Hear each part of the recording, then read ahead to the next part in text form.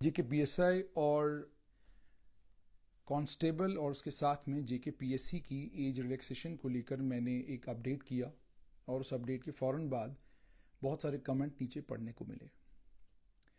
Comment इस तरह के हैं जिन कमेंट्स का वैसे तो नॉर्मली मैं कमेंट्स का जवाब भी नहीं देता और ना ट्विटर के ऊपर जो कुछ चल रहा होता है उसका कभी आपने मुझे जवाब देते हुए देखा होगा।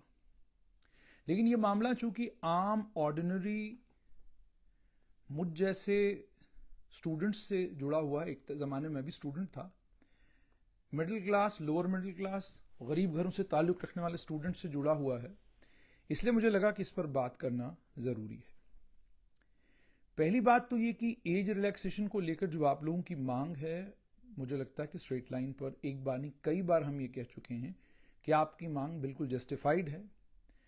और वो इस डर या इस खौफ में हम नहीं कहते कि आपकी मांग जस्टिफाइड है कि स्टूडेंट्स की बहुत बड़ी तादाद है, अगर हम इसको जस्टिफाइड नहीं करेंगे तो फिर हमें फॉलोवर नहीं मिलेंगे, फिर ट्विटर पर हम लोगों को लोग टैग नहीं करेंगे, लोग हमें फेसबुक या यूट्यूब पर नहीं देखेंगे।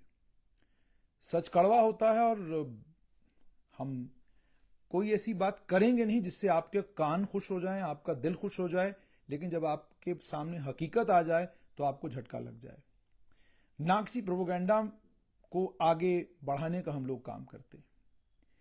जहां तक एज रिलैक्सेशन का ताल्लुक है तो मैंने लास्ट टाइम भी आपको अपडेट किया था कि सरकार गंभीरता के साथ एज रिलैक्सेशन पर सोच रही है। मुझसे ज्यादा आप लोग सिविल सचिवालय के चक्कर लगाते हैं, मैं तो जाता भी नहीं। जब आप सिविल सचिवालय जाते हैं तो आप ही के स्टूडेंट्स जो जब ऑफिसर्स से मिलते हैं, आप चीफ सेक्रेटरी से मिले, वो बड़े पॉजिटिव थे। आप कमिश्नर सेक्रेटरी जीएडी से मिले, आप लोगों ने ही मुझे बताया, तो वो भी आपकी मांग को लेकर बड़े पॉजिटिव थे।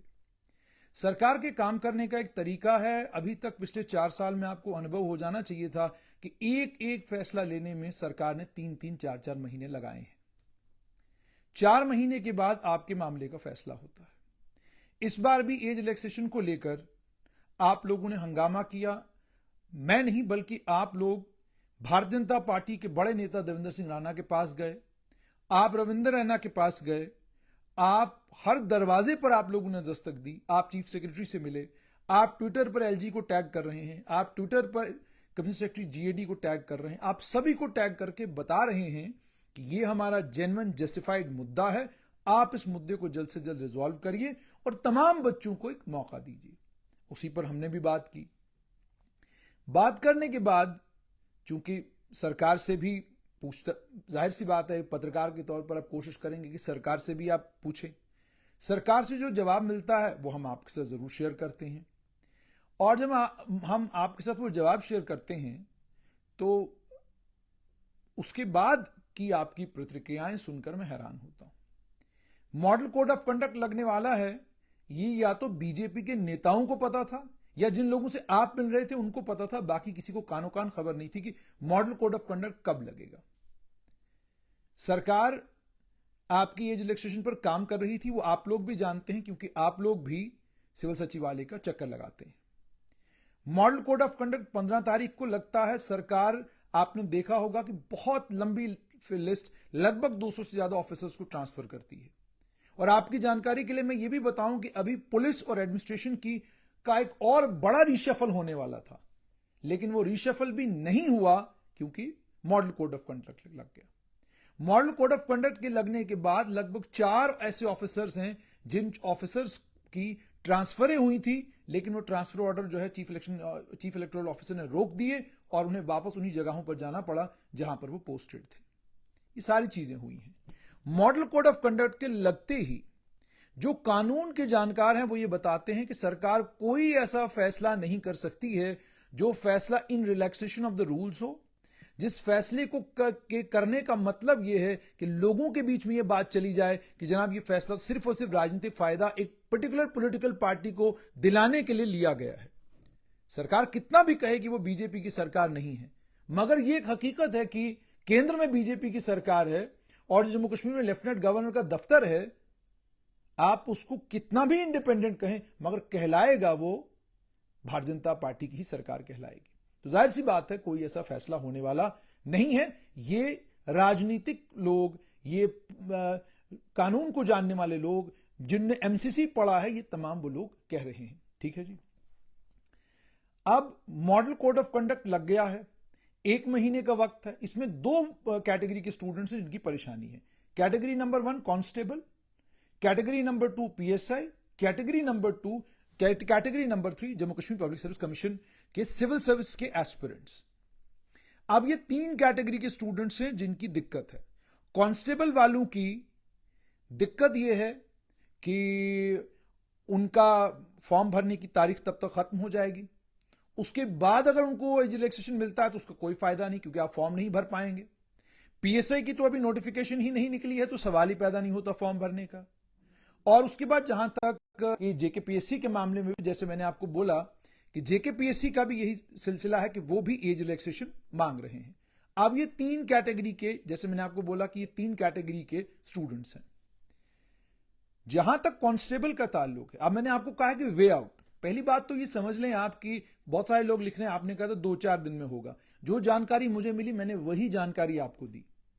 ना तो मैं कोई कंटेस्टिंग कैंडिडेट हूं कहीं से, ना किसी पार्टी का कार्ड होल्डर हूं, ना सरकार ने मुझे कोई अपने प्रवक्ता की कोई नौकरी दे रखी है, ना किसी दफ्तर के किसी अफसर ने मुझे कहा कि जनाब आप हमें रिप्रेजेंट करें, हम जो करेंगे आपको बताएंगे। जो इन्फॉर्मेशन मुझे मिलती है मैं आपके साथ शेयर करता हूं, और वो गुड फेथ में शेयर करता हूं कि आप तक इन्फॉर्मेशन पहुंचे, आप अपनी तैयारी करते रहे। ये जब भी मुझे कोई इन्फॉर्मेशन मिलती है आपके साथ शेयर करता हूं।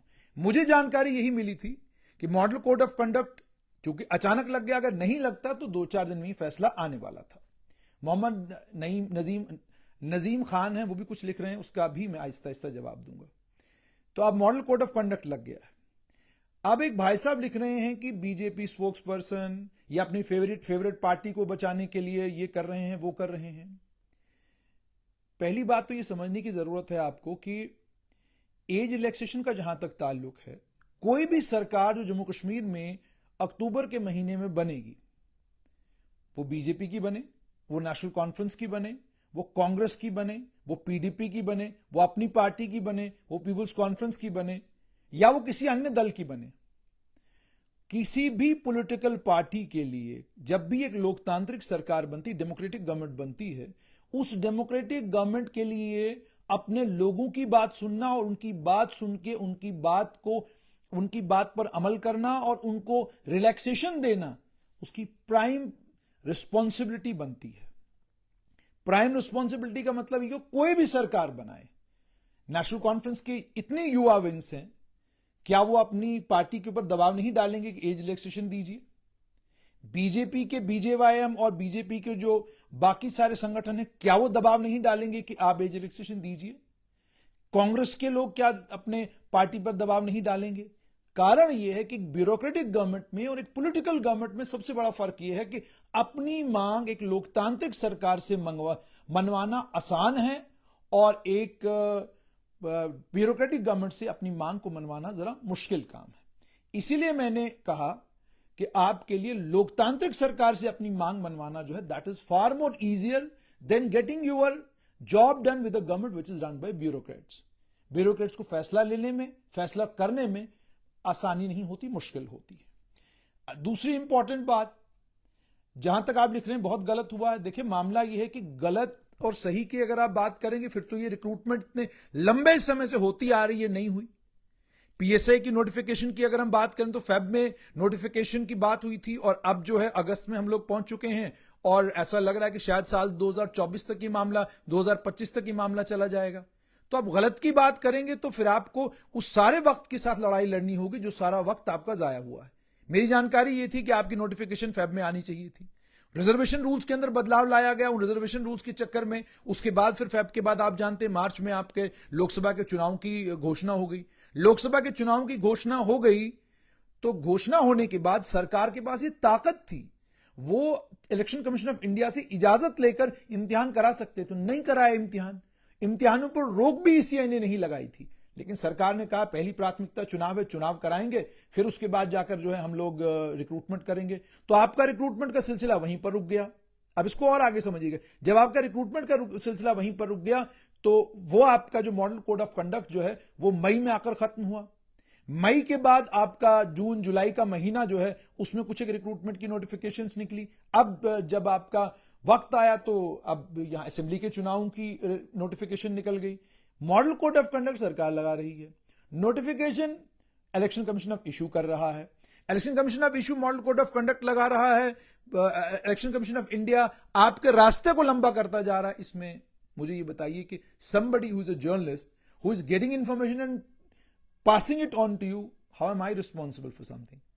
दूसरी बात, जो इंफॉर्मेशन आती है वो इंफॉर्मेशन आप तक हम पहुंचाते हैं, और इंफॉर्मेशन पहुंचाने के बाद आपको रास्ता भी बता रहे हैं। जैसे मैंने आपको कहा कि रास्ता अब सबसे बेहतरीन इसका यही है, और ये आपकी खुशकिस्मती भी है कि अब एक डेमोक्रेटिक गवर्नमेंट जम्मू कश्मीर में आने जा रही है। तो जब डेमोक्रेटिक गवर्नमेंट आएगी तो डेमोक्रेटिक गवर्नमेंट के लिए पीएससी में एज रिलैक्सेशन देना आसान है, वो अप्रोचेबल है, बीजेपी के लिए आसान है, पीडीपी के लिए आसान है। और कोई आपको ये कहे कि ये ताकतें सीएम के पास नहीं है, तो ऐसा नहीं है, ये ताकतें चीफ मिनिस्टर के पास हैं, because these are administrative decisions and the government whichever party forms the government has the power to take these administrative decisions। इसमें सरकार को एलजी से कुछ कहने की या एलजी से कुछ करवाने की कोई जरूरत नहीं है। और ये वो एडमिनिस्ट्रेटिव डिसीजन है जो जब काउंसिल ऑफ मिनिस्टर्स लेगी तो उस फैसले को ना करने का लेफ्टिनेंट गवर्नर के पास कोई वजह नहीं है, कोई औचित्य नहीं है। तो इसका मतलब हो गया कि डेमोक्रेटिक गवर्नमेंट में आपके लिए आसानी। अब आप ये पूछ लीजिए कांस्टेबल, देखें बड़ी बार जम्मू कश्मीर में ऐसा हुआ है, और इससे पहले भी आपने एक बार देखा होगा कि कोई एक रिक्रूटमेंट शुरू हो गई, आपको याद होगा पीएसआई, थोड़ा पीछे चले जाएं, एज रिलैक्सेशन आपको तब मिला, एज रिलैक्सेशन का ट्वीट 1 महीने पहले आया था और एज रिलैक्सेशन आपको 1 महीने बाद मिली थी, उसकी नोटिफिकेशन 1 महीने बाद निकली थी। ठीक है, जो पिछली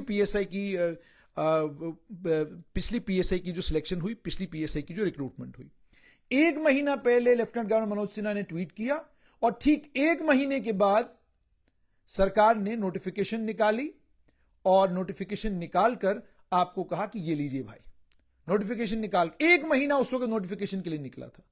अब आप मुझे बताइए, इस बार आपने ये तवक्का की कि आपके नेता, देखिए आपके रिप्रेजेंटेटिव जिनको अब आपने वोट देना है, आपकी बात एलजी तक पहुंचाना उनका काम है, आपकी बात जोरदार तरीके से एलजी के सामने रखना ये उनका काम है, ये उनकी जिम्मेदारी है, काम है, यही उनका असली काम है।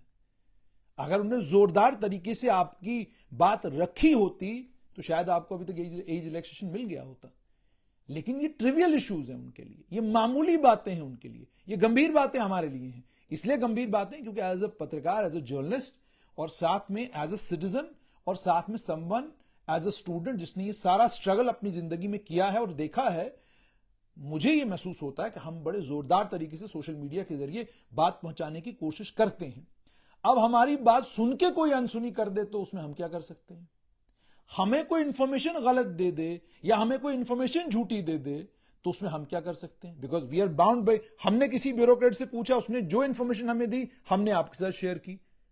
अब we have no mechanism of sharing the information which is being shared by the bureaucrat at the top. तो अब मुझे बताइए कि जहां तक आप लिख रहे हैं यूथ को धोखा, तो आप थोड़ा सा जेनेसिस में चले जाएं, 4 साल, सब चीजें आप देखें कैसे हुई हैं, कितना कितना वक्त लगा है।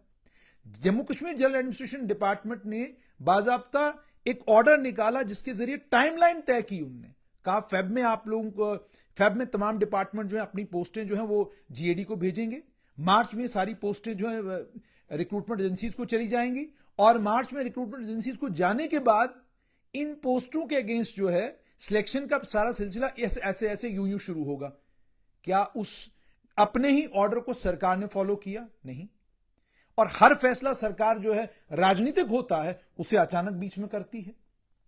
पॉलिटिकल फैसला था रिजर्वेशंस को लेकर, वो पॉलिटिकल फैसला भी सरकार ने रिजर्वेशंस वाला तब किया जब आपकी पीएस वो नोटिफिकेशन आने वाली थी, लेकिन सरकार ने फैसला कर लिया।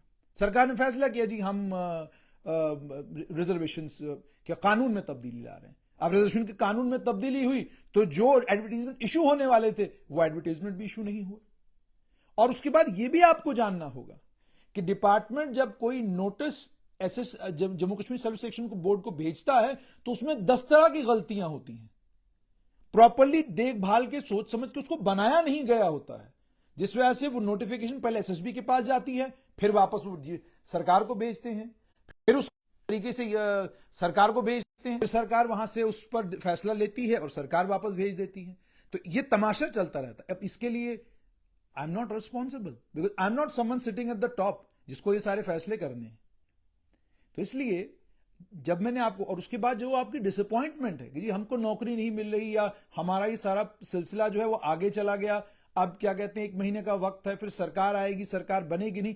आप प्रोसेस से वाकिफ हैं बिल्कुल। अगर आप प्रोसेस से वाकिफ हैं तो फिर आप ये तवक्का करिए कि जो भी हुकूमत आए उसको कहिए 40 साल के लिए एज कर दीजिए, क्योंकि आपकी कोई रिक्रूटमेंट टाइम पर नहीं होती। आपको एक एक रिक्रूटमेंट का नोटिस निकालने के लिए 4-4 बार उस नोटिफिकेशन को घुमाना पड़ता है। तो आप एक काम कीजिए, आप 40 साल उम्र कर दीजिए, सबको मौका मिलेगा। या तो आपकी रिक्रूटमेंट टाइम पर हो। एक एडवर्टीजमेंट की नोटिफिकेशन निकालने के लिए सरकार को 6 महीने लगते हैं। फेब के महीने में पीएसआई की नोटिफिकेशन तैयार थी और आज अगस्त से अभी तक पीएसआई की नोटिफिकेशन नहीं निकली है। कांस्टेबल की रिक्रूटमेंट का ऐलान दिलबाग सिंह के टाइम में हुआ था। आपको याद होगा डीजीपी दिलबाग सिंह थे, उनके टाइम में उन्होंने कहा था कि मुझे 4000 कांस्टेबलों की जरूरत है, और उसकी रिक्रूटमेंट नए दूसरे उनके बाद आए हुए डीजीपी आरआर स्वैन का टेन्योर खत्म होने वाला है सितंबर में। नए डीजीपी नलिन प्रभात, उन्हें अपॉइंट भी कर दिया गया, वो स्पेशल डीजीपी अपॉइंट भी हो गए हैं, लेकिन अभी भी पीएसआई का नोटिफिकेशन नहीं निकला है और कांस्टेबल की रिक्रूटमेंट के लिए अभी सिर्फ एडवर्टीजमेंट इशू हुआ है और फॉर्म लगने शुरू हुए।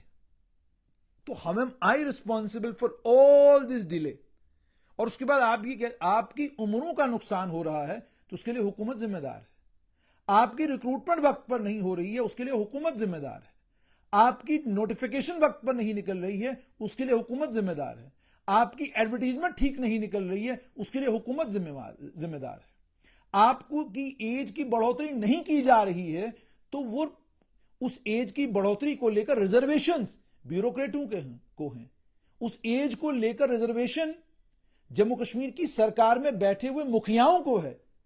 मुझे कोई रिजर्वेशन नहीं है।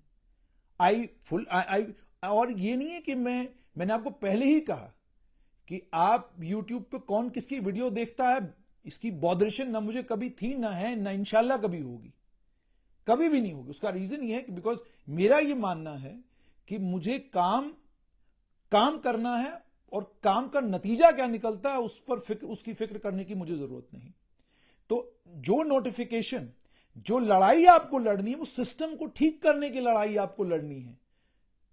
क्या मुझे अफसोस नहीं है इस बात का कि जिस बच्चे को 22 साल या 23 साल की उम्र में कांस्टेबल के लिए मौका मिलना चाहिए था, उसको 31 साल की उम्र में मौका मिल रहा है क्योंकि 8 साल आपने रिक्रूटमेंट नहीं की। तो इसके लिए तो सरकार रिस्पॉन्सिबल है ना जी। और अगर अब वो कहते हैं ना कि बिल्कुल फैग एंड पर आकर जब रिक्रूटमेंट का सिलसिला शुरू हो चुका है, अब आप कह रहे हैं कि नहीं जी आपने कहा 4 दिन बाद होने वाली, नहीं हुई। As I am telling you, I am dependent on the information that I am getting from my sources. So whatever information I am getting, I am passing it on to you. और अल्हम्दुलिल्लाह अभी तक जितना information straight line के जरिए हमने आप तक पहुंचाया है, 100% कोशिश की है कि वो क्रेडिबल हो, वो रिलायबल हो। बहुत सारे लोगों ने कहा जी आपने यूं कह दिया रिक्रूटमेंट। जितनी रिक्रूटमेंट को लेकर हमने जो भी इंफॉर्मेशन आप तक पास ऑन की, हर इंफॉर्मेशन हम शेफ करके अच्छे तरीके से आप तक पहुंचा दी। ये होने वाला, ये हो गया। अब जब रिक्रूटमेंट को लेकर लगा सरकार सोच रही है तो बताया सोच रही है। जब रिक्रूटमेंट को लेकर लगा कि सरकार फैसला ले सकती है तो बताया आपको ले सकती है। मॉडल कोड ऑफ कंडक्ट लगा, फैसला नहीं होगा, नामुमकिन है, सरकार नहीं कर पाएगी, संभावना नहीं है। क्यों? अब इसको भी मैं क्यों कह रहा हूं, उसकी वजह यह है कि गवर्नमेंट चाहे तो ये फैसला भी ले सकती है। इसमें चीफ इलेक्टोरल ऑफिसर की उनको इजाजत लेनी है और वो चीफ इलेक्टोरल ऑफिसर को चिट्ठी लिखकर ये कह सकते हैं कि हमारी कांस्टेबल की रिक्रूटमेंट चल रही है। इसको लेकर हमने एज रिलैक्सेशन की एक एक्सरसाइज की थी। हम बिल्कुल लास्ट स्टेज पर थे, ऑर्डर निकालने वाले थे, आपने मॉडल कोड ऑफ कंडक्ट लगाया। अगर चीफ इलेक्टोरल ऑफिसर इजाजत देता है तो वो एसओ भी निकलेगा, अगर नहीं देता तो एसओ नहीं निकलेगा। तो कहने का मतलब यह है कि things are now largely dependent on the chief electoral officer of Jammu and Kashmir. तो इसलिए मेरी आपसे गुजारिश ये है कि प्रोसेसेस में पढ़ने की बजाय आप कोशिश करें कि आपका सिस्टम रिपेयर हो। आपका सिस्टम पहले भी रिडंडेंट था, आपका सिस्टम पहले भी कमजोर था, बोसीदा था, आपका सिस्टम पहले भी स्लो था, आपका सिस्टम आज भी स्लो है। बीजेपी के एक वरिष्ठ नेता और बीजेपी के प्रवक्ता रहे एडवोकेट अभिनव शर्मा ने बड़ी बार मुझसे यह कहा कि जी 5 अगस्त 2019 के बाद सिस्टम रिफॉर्म हुए हैं, सिस्टेमिक रिफॉर्म आए हैं, बहुत सारे बदलाव आए हैं। अगर बदलाव आए हैं तो पिछले 5 साल 6 साल से लगातार मैं इस रिक्रूटमेंट के तमाशे को देख रहा हूं। एक भी रिक्रूटमेंट वक्त पर नहीं हो रही है। कितनी रिक्रूटमेंटों में आप खुद कोर्ट के सामने हाजिर हुए हैं कि जनाब रिलीफ दीजिए, और फायर एंड इमरजेंसी डिपार्टमेंट के कुछ बच्चे मुझे फोन कर रहे हैं, लगातार वो बच्चे ये कह रहे हैं जी हमको कह दिया गया कि रिपोर्ट सबमिट हो चुकी है एलजी साहब के पास, रिपोर्ट चली गई है चीफ सेक्रेटरी के पास, रिपोर्ट चली गई है कमिश्नर सेक्रेटरी जीएडी के पास। अब ये तमाशा क्या है? हुकूमत के सर्वे सर्वा हैं लेफ्टिनेंट गवर्नर मनोज सिन्हा, हुकूमत के एडमिनिस्ट्रेटिव हेड हैं चीफ सेक्रेटरी अटल डुल्लू, हुकूमत की जीएडी जो nerve vein of the government मानी जाती है, जहां सारे फैसले होने होते हैं, जहां से सबसे इंपॉर्टेंट फैसले होते हैं, संजीव वर्मा वहां उस कुर्सी पर बैठे हुए हैं।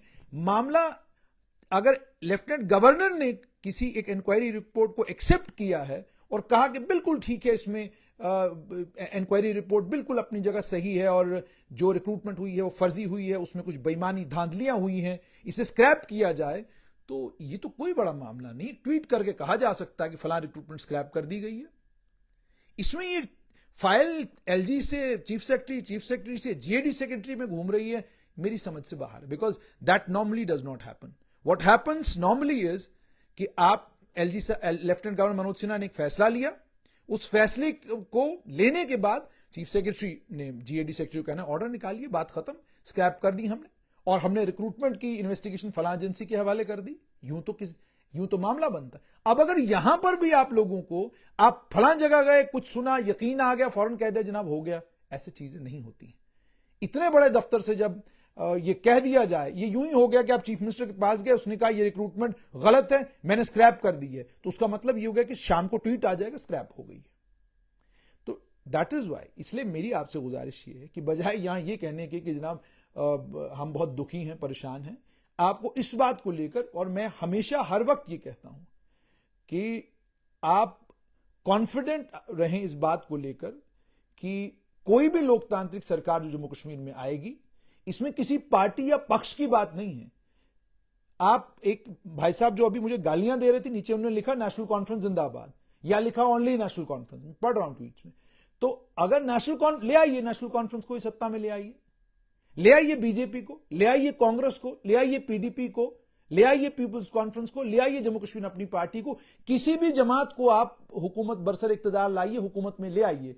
जब आप उस पार्टी को हुकूमत में लाएंगे, उस पार्टी की हुकूमत बनने के बाद हुकूमत की यह जिम्मेदारी बनती है कि वो अपने जम्मू कश्मीर के जो नौजवान हैं, जम्मू कश्मीर के जो बच्चे हैं, बच्चियां हैं, उनको, उनके दर्द को, उनकी तकलीफ को, उनकी परेशानियों को समझे, और उनको समझ के ये समझ जाए कि जम्मू कश्मीर के बच्चों को बार बार ये कटोरा लेकर नेताओं के दरवाजों पर जाने की जरूरत न पड़े।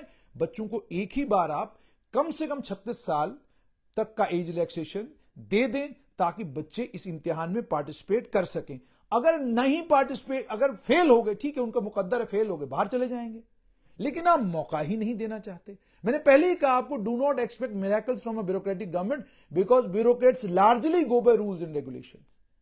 किसी ब्यूरोक्रेट में इतनी ताकत नहीं है कि वो रूल्स एंड रेगुलेशन से आगे बढ़कर कोई काम करे। बड़े सारे लोग लिख रहे हैं नो एज रिलैक्सेशन। देखिए मेरी बात सुनिए, सियासत आप लोगों को करनी है वो आप करिए जितनी आपने करनी है, मगर इस बात को समझिए कि जो भी पॉलिटिकल पार्टी सरकार में आएगी, वो पॉलिटिकल पार्टी लोगों के हितों का ख्याल रखते हुए आपकी वो मांगे भी मानेगी जिन मांगों को ब्यूरोक्रेट आसानी से मानते नहीं हैं। जैसे आपने देखा एज रिलैक्सेशन नहीं मान रहे हैं। वेटिंग लिस्ट को लेकर एक ओपिनियन बना हुआ है ऑलरेडी सरकार का कि नहीं, वेटिंग लिस्ट, रेजिग्नेशन के अगेंस्ट वेटिंग लिस्ट को हम ऑपरेट नहीं करेंगे। लेकिन जब सरकार बनेगी तो सरकार में जब कैबिनेट बैठेगी, काउंसिल ऑफ मिनिस्टर्स ये तय करेंगे कि जनाब ने इसको कंसिडर करें, आप देखें कहीं कोई कानून है, तो फिर जब कानूनों की पड़ताल की जाएगी तो हो सकता है कोई रास्ता उस वक्त निकल आए। आप ये देखिए, जम्मू कश्मीर में जब लोकतांत्रिक सरकार थी, तो यहां वो रिक्रूटमेंटें भी हुई जिन रिक्रूटमेंटों में एक बच्चे ने ना तो पीएससी की शक्ल देखी और ना ही वो बच्चा कभी Jammu Kashmir service selection board के दरवाजे पर आया, ना उसने कभी कोई इंटरव्यू फेस किया और ना ही कभी कोई और ऐसा तरीका किसी और तरीके से गुजरा जिस तरीके में उसकी काबिलियत को नापा और तोला गया हो, लेकिन उनकी नौकरियां लग गई। ये कैजुअल और डेली वेजर जो इतनी बड़ी जमात है, लगभग कोई 1.5 लाख के करीब हैं, ये कौन है? ये सरकार ने लगाए हैं, लोकतांत्रिक सरकारों ने लोग लगाए हैं। इनका कोई इम्तिहान नहीं हुआ, इनका कोई टेस्ट नहीं हुआ। 2.5 लाख लोग आपके सिस्टम में ऐसे हैं जो बिना किसी रिक्रूटमेंट एग्जाम के सरकारी मुलाजिम, जिनको सरकारी मुलाजमतें मिली, सरकारी मुलाजमतें 2.5 लाख लोगों को बांटी गई हैं। तो ये तो लोकतांत्रिक सरकारें जम्मू कश्मीर में करती हैं। रहबरे खेल कौन लाया? रहबरे ज़राअत कौन लाया? रहबरे जंगलात कौन लाया? रहबरे तालीम कौन लाया? रहबरे सेहत कौन लाया? ये स्कीमें कौन लाया? ये क्या किसी लेफ्टिनेंट गवर्नर की या किसी गवर्नर की सरकार ने लाए? ना, ये सारी स्कीमें तब आई जब एक डेमोक्रेटिक गवर्नमेंट जम्मू कश्मीर में आई। किसने तय किया कि एसआरओ 520 के तहत तमाम कैजुअलों को, डेली वेजरों को, और आपको जानकर हैरानी होगी, एक स्कीम थी जिस स्कीम में नेहरू युवा केंद्र को यह ताकत दी गई थी, कुछ नौजवानों को ट्रेन कीजिए और ट्रेन करके उनको कुछ जिम्मेदारियां दीजिए, नेशनल यूथ कॉर्प्स NYC। और वो मुकम्मल तौर पर एक कॉन्ट्रैक्चुअल किस्म की मुलाजमत थी कि 2 साल के लिए आपको एंगेज करेंगे, 2 साल के बाद निकाल देंगे।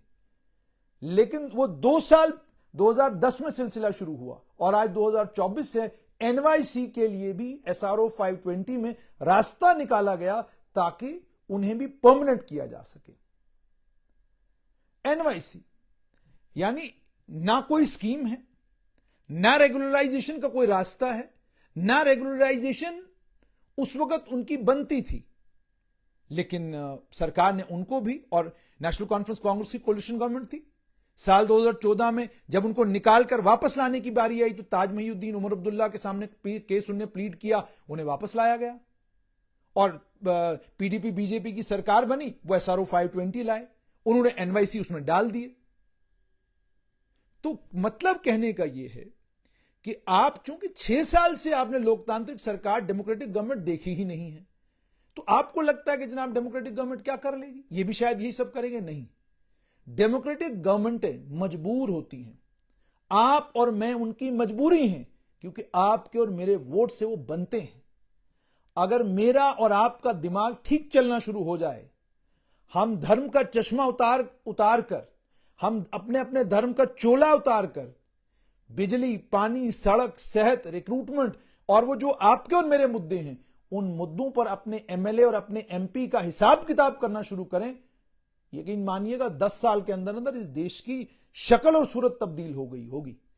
अस्पतालों में वो अस्पतालों की वो शक्ल देखने को नहीं मिलेगी और रिक्रूटमेंट की ये हालत देखने को नहीं मिलेगी, अगर मैं और आप ये तय कर लें कि हम सिस्टम को रिफॉर्म्ड, ईमानदार, सच्चा और साफ सुथरा चाहते हैं।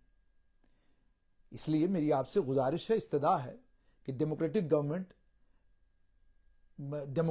जम्मू कश्मीर में आने वाली है।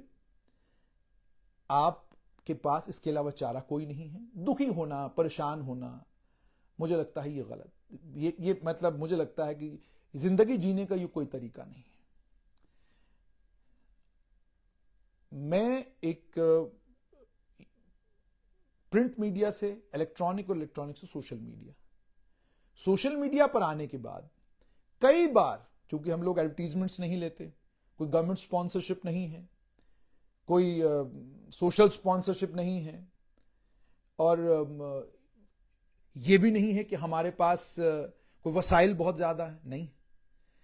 किसी समय जब हमें हमारे ऑपरेशंस को चलाना मुश्किल हो जाता है, तो उस समय हम लोग भी बहुत परेशान होते हैं, लेकिन इस यकीन के साथ कि खुदा, भगवान, वाहेगुरु, जीसस क्राइस्ट कोई ना कोई रास्ता निकालेंगे और हम आगे बढ़ते जाएंगे। रुकने का काम हम लोगों ने करना नहीं।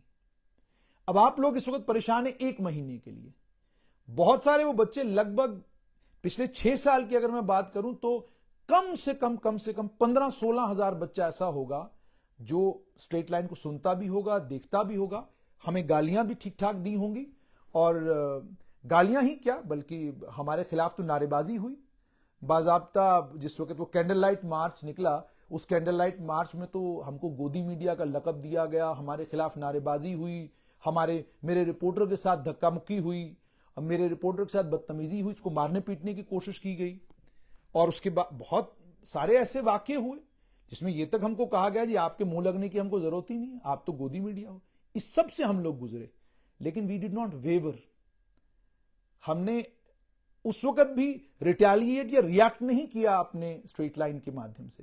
वी डिड नॉट रिएक्ट और retaliate, we kept on saying the same thing, we kept on repeating the same thing. क्योंकि मैं अंडरस्टैंड करता हूं कि जो बच्चा किसी भी दूर दराज इलाके से जम्मू आता है, कश्मीर के किसी इलाके से श्रीनगर में पढ़ने के लिए आता है, मुझे उस बच्चे का एहसास है। मैं लीडरी करने के लिए या लीडरों की जो ख्वाहिशें अपनी होती हैं, मुझे उनसे कोई लेना देना, उनकी अपनी ख्वाहिश होती है। मैं ये ख्याल करता हूं कि भाई अगर एक बच्चे ने 1 साल कहीं कोचिंग की, क्या अगले साल भी वो वहां किराए पर रहने की हिम्मत उसको होगी? सो दैट इज वाई कोशिश हमेशा ये की कि अगर सिस्टम के अंदर कमजोरियां हैं, फ्लॉज हैं, उनको भी ठीक तरीके से उभारा, और दूसरी तरफ जहां पर लगा कि स्टूडेंट्स गलत कर रहे हैं, स्टूडेंट्स की जो डिमांड है वो जस्टिफाइड नहीं है, उसको अनजस्टिफाइड कहा और दबा के जो है कहा। ये नहीं किया कि बस ठीक है आपका दिल रखने के लिए, आपको खुश रखने के लिए, टीआरपी लेने के लिए किसी भी जगह खड़े हो गए, कुछ भी बोलना शुरू हो गए, कोई भी कहानी कर दी। ये काम आज तक नहीं किया। इसीलिए कभी किसी ने कहा कि तालाब मेंढक हैं जी बरसाती, ये बरसाती मेंढक निकल आते हैं कहीं से, अलग अलग लकब दिए गए, तो हम सुनते गए, हमने कुछ नहीं कहा, वी केप्ट ऑन। तो जो वेब पोर्टल्स सरकारी एडवर्टीजमेंट पर चलते हैं, स्पॉन्सरशिप पर चलते हैं, अलग अलग पॉलिटिकल पार्टीज की जिन चैनलों के ऊपर एडवर्टीजमेंट चलती हैं, वो गोदी नहीं। और जो एकमात्र सोशल मीडिया नेटवर्क है, एकमात्र वेब पोर्टल है जो कोई एडवर्टीजमेंट नहीं ले रहा, जिसको कोई सरकारी एडवर्टीजमेंट नहीं है, जो कोई L band, P band, C band, D band नहीं ले रहा, वो गोदी। सिर्फ इसलिए कि जैसे मैंने आपको कहा कि बात करनी है तो सीधी करनी है, चाहे किसी को कितनी भी बुरी लगे। तो इसलिए मेरी आप लोगों से गुजारिश है कि इसमें रास्ते से मैंने आपको कहा कि कांस्टेबल के लिए भी रास्ता यही है कि कांस्टेबल की मान लीजिए फॉर्म जो लग रहे हैं, उसमें डेट एक्सटेंड करने की पावर जो है वो Jammu Kashmir service selection board के पास है। वो चाहे तो आपकी डेट जो है नवंबर तक एक्सटेंड कर सकते हैं फॉर्म भरने की। अगर मान लीजिए वो डेट एक्सटेंड नहीं भी करते हैं, तो भी हुकूमत के पास ये ताकत है कि जब भी यहां एक लोकतांत्रिक सरकार बनती है, वो Jammu Kashmir service selection board को ये कह सकती है कि कांस्टेबल की रिक्रूटमेंट दोबारा शुरू कीजिए, और अब आप उसमें एज रिलैक्सेशन हम इतना दे रहे हैं, इन बच्चों को भी फॉर्म भरने की इजाजत दीजिए। तो ये चीजें, एवरीथिंग इज पॉसिबल। सरकार, ये भी सुनिए, कानून ये है, गवर्नमेंट किसी भी स्टेज पर किसी भी रिक्रूटमेंट प्रोसेस को स्क्रैप कर सकती है। यहां तक कि डिपार्टमेंट को रिकमेंडेशन जा चुकी है। मतलब कोई एक रिक्रूटमेंट हुई, डिपार्टमेंट को रिकमेंडेशन चली गई कि जनाब इनको नौकरी दे दीजिए, वहां पर सरकार को लगा कि ये रिक्रूटमेंट ठीक नहीं है, दे कैन स्क्रैप इट। किसी भी स्टेज से सरकार जो है रिक्रूटमेंट को स्क्रैप कर सकती है और फ्रेश रिक्रूटमेंट शुरू कर सकती है। तो जब ये सिलसिला है, तो इसलिए do not lose hope, have patience. आप लोगों ने बहुत सफर किया है, थोड़ी देर और सही, और उसके बाद जब एक लोकतांत्रिक सरकार यहां पर बनती है, डेमोक्रेटिक गवर्नमेंट यहां पर बनती है, जब आपके रिप्रेजेंटेटिव्स लेजिस्लेटिव असेंबली में पहुंचते हैं, तो दबा के उनके सामने अपनी बात रखिए। और I am very much sure कि जो एक ब्यूरोक्रेटिक गवर्नमेंट रिलीफ आपको नहीं दे पाई, वो आपको एक लोकतांत्रिक गवर्नमेंट रिलीफ जरूर देगी।